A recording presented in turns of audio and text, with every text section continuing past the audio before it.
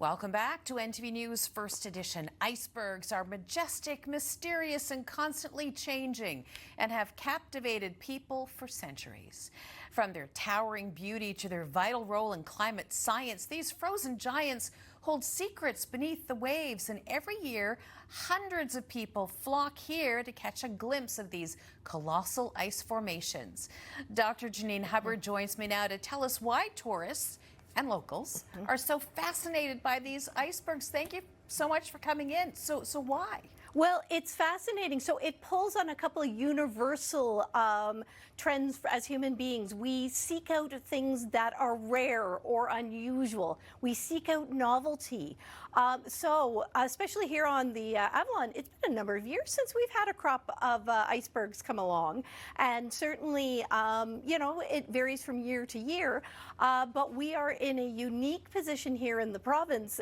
This is one of the few times you get to post things on your social media and make your friends and family on the mainland a little jealous, because most people have never encountered an iceberg up close. The rarity factor or the scarcity is they're constantly changing, which means it's not just a kind of a one and done, oh, look, okay, there it is.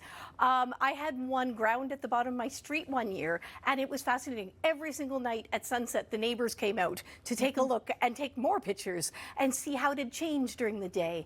They're constantly changing in terms of the lighting and the reflections. And so, again, some of those are factors that really create kind of a drive. Same thing, there's also that timeliness factor. If there's one spotted nearby, there's no guarantee it'll be there tomorrow. So that also really encourages that need to, well, I have to go and catch it while I can. So those are all, I mean, very universal human characteristics, but they come out in those icebergs. And then there's just the fact, let's face it, they are beautiful, they are stunning, they evoke a lot of creativity and imagination because they are ancient.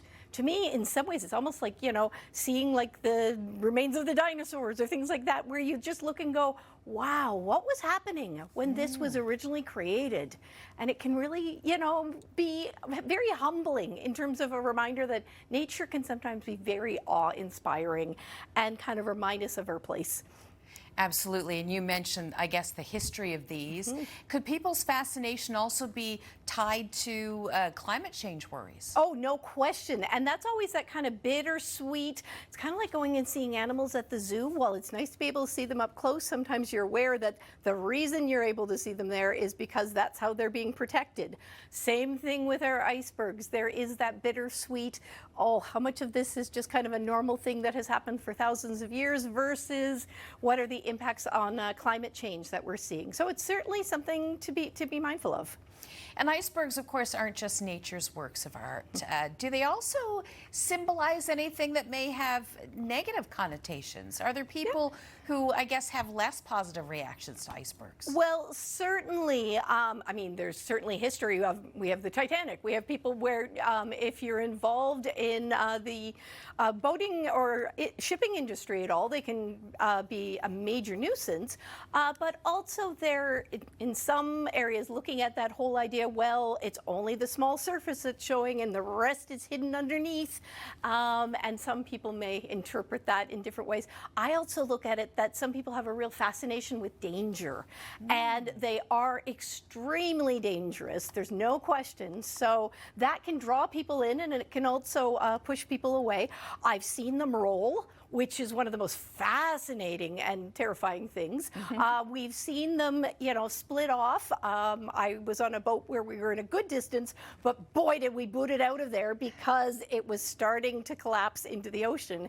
And you just see how quickly things, could become really dangerous. So that's both an appeal and perhaps a negativity. But I will tell you, because we've talked a little bit, I have 1,400 psychologists and students descending on St. John's next week, and the number one question I've been getting by email is, are there icebergs? Where can we see the icebergs? How can we see the icebergs? So you know what? It's one of those, take advantage of it if you're able to. We are in a unique position, and it really is just one of those very special things about Newfoundland and Labrador that I know personally I love to embrace. Dr. Hubbard, thank you so much for coming in. Thanks, Tony.